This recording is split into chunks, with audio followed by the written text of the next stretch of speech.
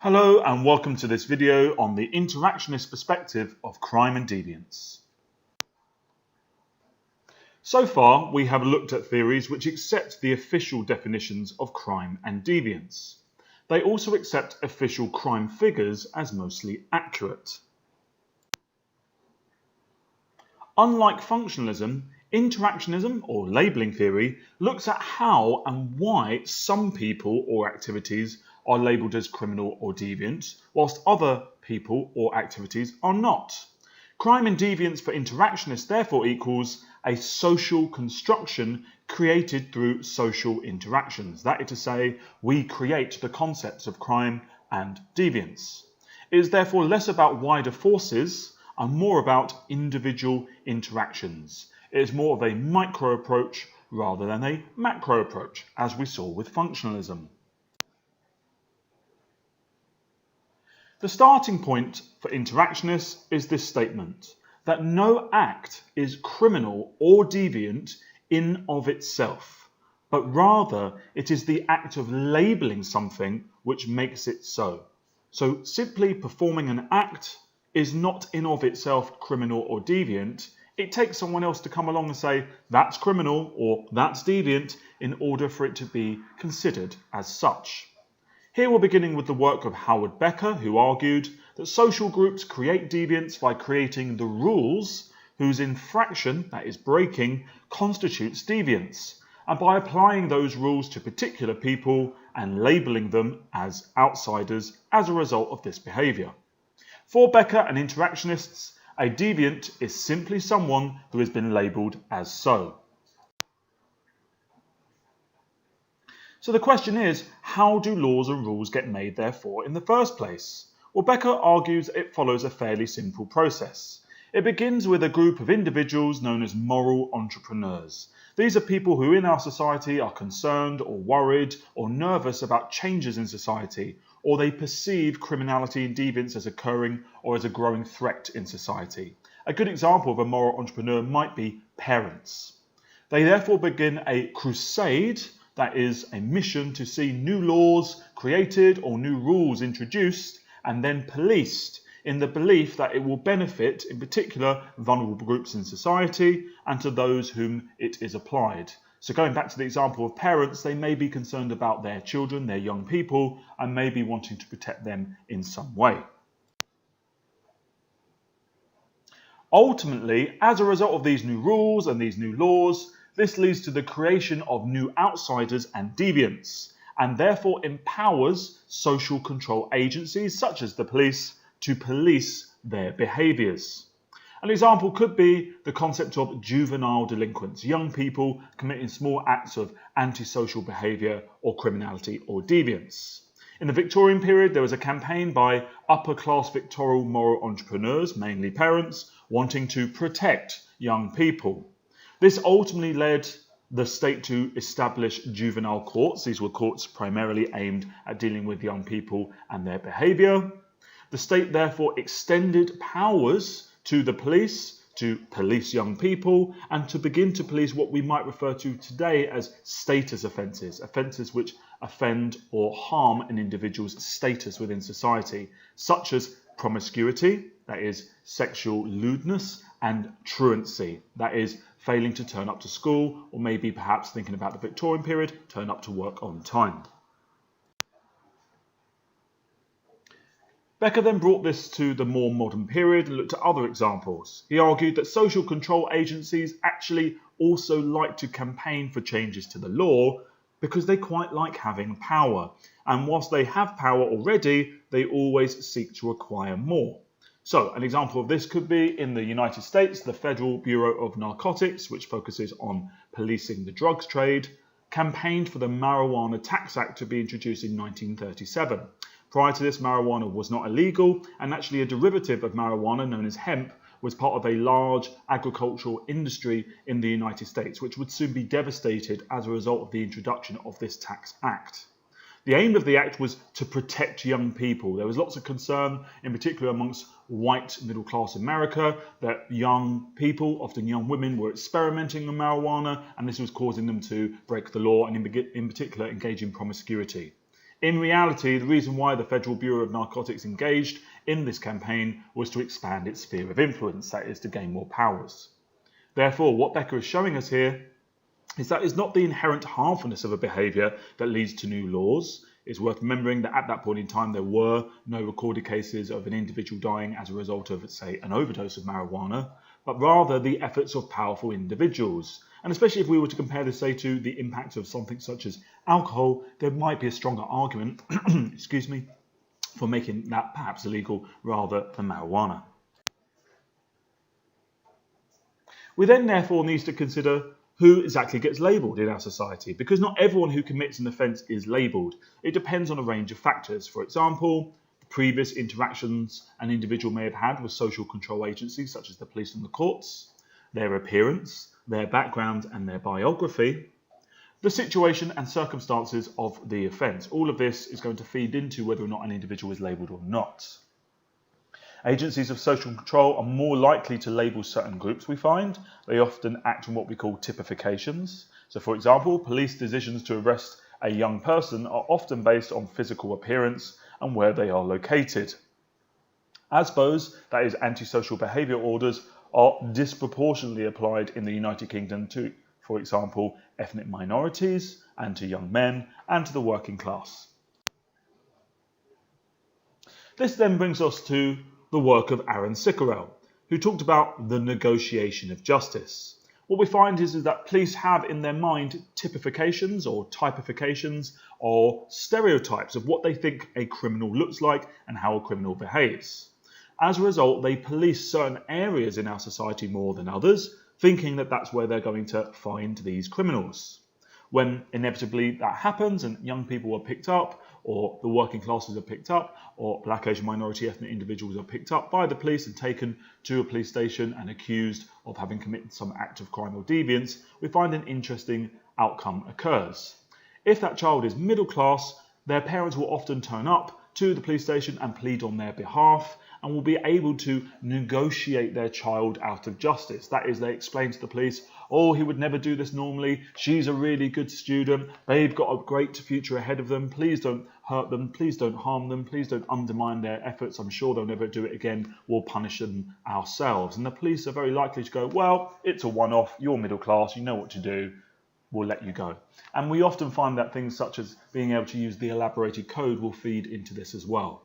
Whereas in the scenario where it's a working class individual who's been picked up, working class parents are less likely to attend the police station, are far more likely to believe that perhaps to an extent the young person deserves to be caught. And so as a result, they're more likely to watch as the police deal with this person and process them and ultimately may see them punished as a result. We need therefore to consider the effects of labelling. Arguably, by labelling someone deviant or criminal, you increase the likelihood of such behaviour. This, of course, is the self-fulfilling prophecy. Edwin Lemmer did some work on this area, and he identifies two different types of deviance. Firstly, primary deviance. These are acts which are not publicly labelled. They often go unnoticed. They are widespread and fairly meaningless, and they're carried out by lots of people. A good example of this could be fare dodging on a train, or perhaps dropping a piece of litter, or potentially even urinating in public. All of these are considered fairly low-level forms of crime or deviance, and sadly, most people in our society have probably engaged in one of those behaviours at least once in their life. However, we often see this as a moment of madness. I can't believe I've done it, I'd never normally behave that way, and as a result, society does not label that person, but also the person does not self-identify now as a criminal or a deviant.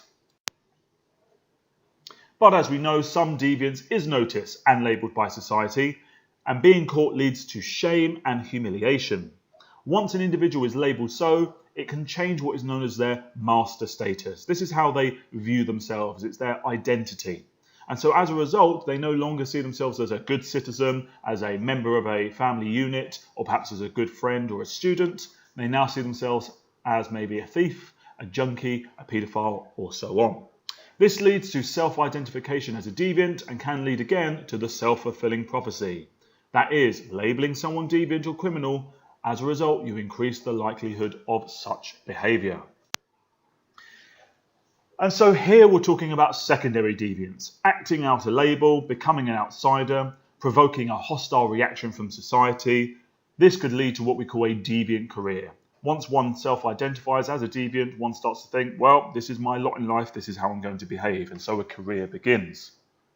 It could even lead to an individual joining a deviant subculture, that is, spending time or hanging out with other individuals who engage in a similar behaviour. And we might see the creation, for example, of an alternative status hierarchy there too. The work of Lemmert and Young shows how it is not the act in of itself, but rather the hostile reaction which causes deviance. Social control agencies actually therefore cause deviance in themselves in this fashion, despite seeking to uphold law-abiding behaviour. If social control agencies such as the police did not engage in typification, stereotypes and labelling, perhaps we would see less crime and deviance. But labelling, as we know, is not inevitable. We have to remember that ultimately not all labels are fully communicated. Sometimes individuals don't realise that they have been labelled, and sometimes people reject the label. So there is a role here for free will and personal choice. Next, we need to consider the work of Stanley Cohen, who identified the process of deviance amplification and the deviancy amplification spiral. The deviance amplification spiral is a term used to describe a process in which the attempt to control deviance actually leads to an increase in the level of overall deviance. This leads to greater attempts, in particular by the state and social control agencies, to control it, and in turn, this produces yet higher levels of deviance. More and more control therefore produces more and more deviance in an escalating spiral or snowballing feedback process. Perhaps the most famous example of the deviancy amplification spiral is that of the mods and rockers, and this can be used to explain the amplification spiral of deviance. What occurred was a moral panic which received press exaggeration, leading to a growing concern with moral entrepreneurs and calling for a crackdown. The police responded by arresting more youths and imposing higher penalties upon them for engaging in antisocial behaviour. This seemed to confirm the truth of the original media reaction and provoked more public concern in an upward spiral of deviance amplification. At the same time, the demonising of the mods and the rockers of young people as folk devils caused further marginalisation of these groups and resulted in yet more deviant behaviour on their part. If we need to visualize the deviancy amplification spiral, we can use this image here, and you may want to pause now to copy this down. It begins, of course, with a deviant act, so the original act of deviancy, ultimately leading to it being defined as a crime. The news will then pick up upon this and begin to report it and starts to portray it in a particular way. This ultimately leads perhaps to a deviancy amplification as more and more people become aware of the original act and begin to perhaps engage in copycat processes. Ultimately, we therefore see a moral panic occur, in particular amongst moral entrepreneurs. The state will then jump in and begin to intervene, giving new powers to the police, and a crackdown occurs, and ultimately the process will begin again. In terms of labelling and criminal justice policy, there is a new and increasing tendency to see young offenders as evil and to be less tolerant of minor deviance. Increased violence amongst young people has led to even more stigmatisation of them, and we can look at prime examples such as the perceived rising knife crime and how the media has dealt with this. Labelling theory is important for policy creation. If labelling pushes people towards deviant careers, then logically it is better to have fewer rules to break, one would argue. So this has led some interactionists and other sociologists and policymakers to argue that perhaps, for example, we should decriminalise soft drugs. As a result of doing that, that would reduce the number of individuals, in particular young people with convictions, and end the naming and shaming culture, and may stop the deviancy amplification spiral in its tracks. On this theme, there has been discussions about how would be best to punish people without engaging in this labelling process. And this is where we come across reintegrative shaming and the work of John Braithwaite, who argues for a positive role in the labelling process in future, and he identifies two types of current labelling and shaming. That is disintegrative shaming, where both the crime and the criminal is labelled as bad, and the criminal is ostracised, that is kicked out, as it were, or excommunicated from society. Whereas he believes that this should be replaced with reintegrative shaming, where we label the act but not the actor. As a result, we would be recognising the bad act that has occurred but it provides an opportunity for the individual who committed that act to earn back trust and to show that they are truly sorry. It prevents negative labelling and therefore secondary deviance, breaking, one would hope, the self-fulfilling prophecy cycle and indeed the deviancy amplification cycle as well. When it comes to evaluating interactionism and labelling theories, a number of key points here. Whilst it shows that the law is not fixed, but constructed and interpreted by individuals who are human, and as a result there is going to be subjectivity and variation there, it also shows that law is often enforced unevenly, and perhaps the law comes down in a more heavy-handed fashion on some groups rather than others. It also shows that society's attempts to control deviance can lead to deviance amplification. However, arguably, labelling theory is far too deterministic. That is to say that it believes that once an individual has been labelled, they are somewhat doomed to act out that label, when we know, as previously stated, this is not always the case. Furthermore, labelling arguably provides the criminal victim status, which ignores the real victims of crime. By assuming that offenders passively accept labelling, it ignores the fact that some actively choose deviance. So again, maybe we need to think about the role of free will here. It does not explain why people undertake primary deviance before being labelled in the first place. If we know it's wrong, if we know it's breaking the rules, why do we do it?